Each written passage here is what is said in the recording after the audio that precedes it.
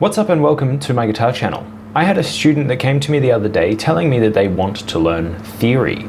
And fantastic, I'm all for theory and I'm all for increasing your education. I'm all for trying to understand questions that you have in a different way. I asked him why he wanted to learn theory. He essentially told me that he wants to be able to analyze the music that he's writing and understand why it sounds the way that it does and how to change it from there. Now, this brings up both a red flag and a green flag for me. The green flag is that his thoughts are correct. Analyzing the music will help you get the answers that you seek. Understanding how harmony and melody work together is going to mean that you get the answers that you want out of the music that you create faster. Better answers quicker. However, the red flag is that this question is not easy to answer in a concise way. Without someone teaching you how to do it, how to approach the problem, you could literally spend years learning theory and still not have an answer. Today we're going to go through a theoretical process, break down some existing music,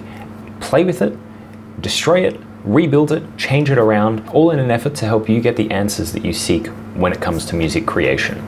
So today we're going to look at Twinkle Twinkle Little Star because you start simple and you build to something more complicated. And the reason why they're simple is we're just in C major. We're not playing with anything, there's no weird notes going on, there's no nothing that is going to throw a spanner in our works and confuse us along the way. When you feel comfortable with this type of thing, then you start branching out into the genre that you like, you start doing things in a more complicated manner so that you can get the answers there. If we dived straight into Polyphia or Dream Theater or something like that, it's just going to confuse everyone. Start simple, step by step, work your way up until you're getting the answers that you seek. So I've only actually got 4 bars here set up of Twinkle Twinkle Little Star because this is going to be more than enough to show you the ideas that I'm talking about. What I've got set up here is that these purple bars are the harmony and these pink ones or other purple ones are the melody. This way you can see what's going on. And yeah, we can click around and adjust what we need to adjust. First bar I want to point out is we've got the chord C. The melody notes are C, C, G, G. Okay, these are called chord tones because they exist in the chord. Let's give that first bar a listen. Okay, sounds very safe. Let's change this C to an E, right? Which remember, this is another chord tone in there. So still only using chord tones. Still sounding good. Let's take this G and pull it away from a chord tone. So we've got, this doesn't exist in the C major chord, so let's just see how this sounds. Right, that sounds okay. It's a bit fruity, it's a bit weird, but it's okay. Let's swap those around. All right, that to me sounds worst of all the options that we've done so far. To explain the rest of this video, I'm just going to start referring to things as power notes and power rhythms. Okay, you really want to find where the powerful bits are because that's why this last one didn't work. The power notes obviously lie in the chord that we're playing. So the power notes of C are C, E, and G. The second that we put F in there, it starts changing things around. Now, of course, on a power rhythm, it's going to be the first and third of every bar. Depending on what piece of music you're working on, the power rhythms will be in different spots. But in this case, when we put a non-power note on a power rhythm, it gives it a much weaker sound. When we take that power note, or when we take the non-power note and the non-power rhythm and put them together, it's okay. Now, with a tiny bit of care, we can actually make this F make a lot more sense. So I'm going to bring this second A down to an F. Now you see how immediately that makes it feel intentional? It sounds like I intended to write this. It sounds like I intended to play it. So just for an experiment, let's put this as CCFF and see what happens. Right, that to me sounds really weird. It sounds like someone was aiming for the right thing and just missed it. It sounds, it's fine, but it sounds like a mistake. So essentially, to sum up everything that we've learned so far, the power notes exist within the chord, and if you're going to use other notes, which I highly recommend, but you just need to use a bit of care. Without those extra notes, it's not going to have much personality. It's going to be very safe. Let's move on to bar 2 and we'll go into more of this. So with bar 2, we've got the chord F, which has F, A, and C. It's in second inversion. I'm not going to get into that in this video. Don't worry about that. just know that the notes in the F major chord are F, A, and C. Then immediately after that, we go back to the C major chord. The notes in the melody are A, A, and then to G. A, A belongs in the F major chord and G belongs in the C major chord. We've already heard that, but let's change these notes around to other power notes and see what happens. So I'm going to bring this one down to the F and that one up to the C. Okay, so you see I've changed it around, I've changed it to a safe spot, and it still sounds good. Just sounds like someone's being a little bit fancy on their Twinkle Twinkle Little Star. Now let's do something really fruity here. Because this A goes to this G, these are power notes on power rhythms. It means that this one in the middle has less gravity than these two. So we can afford to do some weird things with it.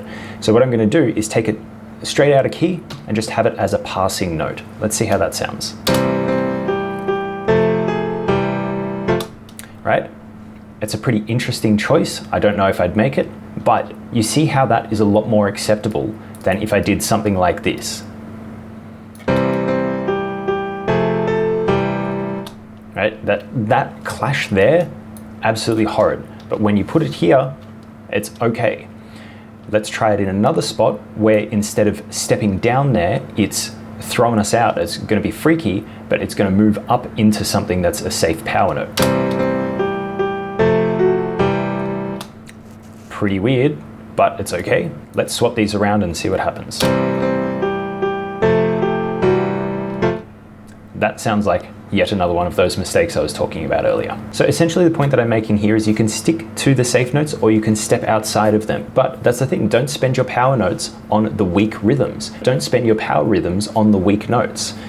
Be intentional about where things are going. So these two bars, they're still doing the same thing. We're using the sympathetic notes over the chords and it's very safe. We're happy to be here. What I'm going to do is change these notes around at total random, but I'm going to stick to the power notes of the chord. So once again, this is just randomly selecting the power notes that we're going to use, and let's see how this sounds.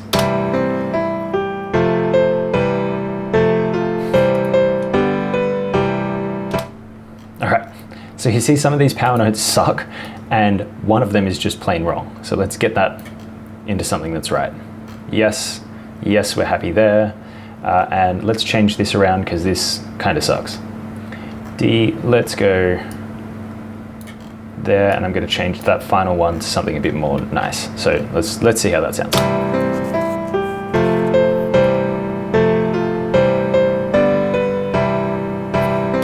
Okay, so you see that this is actually starting to step away from what Twinkle Twinkle Little Star is. I mean, yes, the melody's weaker because it's not so solid, it's just kind of going around the place, but it's very safe. We feel at home with this. It's not really asking any questions. So essentially what we know so far is that you can stick to the chord tones and kind of do whatever you want and it's going to sound okay, assuming you don't make mistakes like me. But that's not what this video is about. This video is about giving you a useful tool so that you can improve your melodies from something that you don't like into something that you do.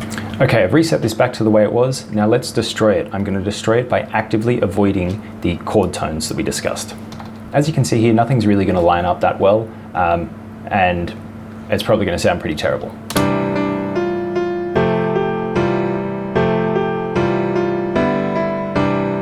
Even though that sounded horrid, you can still tell that that's supposed to be Twinkle Twinkle Little Star. It's just someone that knows the rhythms and knows they have to play the same notes over and over, but doesn't know what those notes are. So whenever people talk about jazz, they talk about the resolutions. It's not so much the questions that are asked, it's how the questions are answered.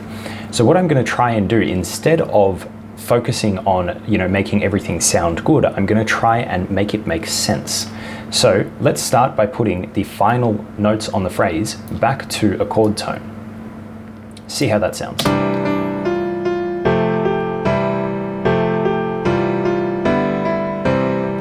Right? You see how changing those two notes by one note, literally, we've immediately got something that makes a lot more sense. Now, let's see if we can just offset these by one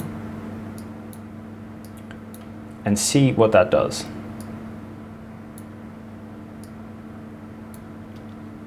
And this might sound pretty bad, I don't know, I'm just guessing here.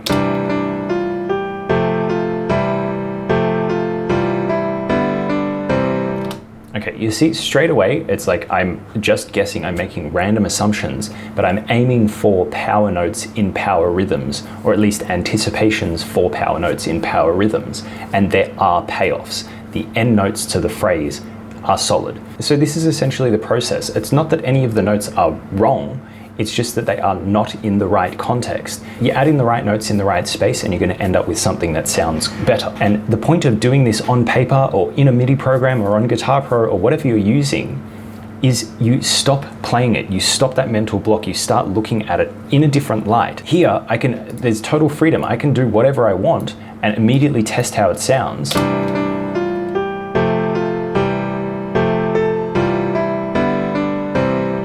And I know if I like it, maybe I want to do this. Right? Starting on that note's a horrible idea.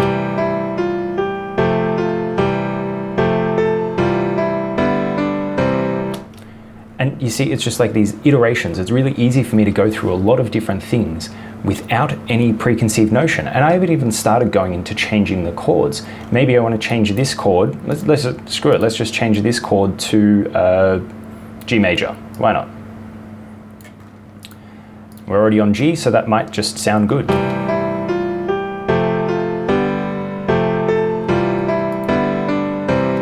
right, that sounded a bit weird.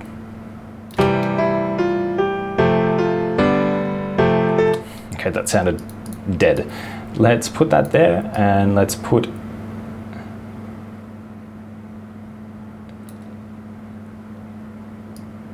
swap that around. I've just flicked a couple of notes around in there, and let's see if that sounds good.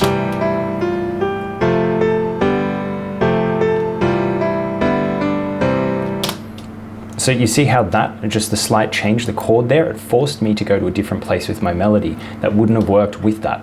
By getting this stuff out onto paper or into a MIDI program or doing anything like that, you're immediately taking it out of like, okay, what about this one note? Maybe that's the note that's causing me problem, or maybe it's the whole chord, or maybe it's the melody note, or who knows? And the only way you're going to find out is by playing with it away from the emotional connection. You're changing it so that you can improve your writing. Now, the most important step that I have not mentioned yet is use your ear, right? These rules, this guideline that I've laid out for you here, if you've written something that breaks the rules to this, but it still sounds good, then screw me and screw my plan and screw my attempt to educate you. It doesn't matter if you think it sounds good. Equally, if you've got something that is theoretically ideal, it's like hitting all the chord tones and blah, blah, blah, blah, but it doesn't sound good, it's just as useless. So the whole thing is as soon as you do this on paper, you've got to be able to listen back to it and see why it works or what you actually like about it.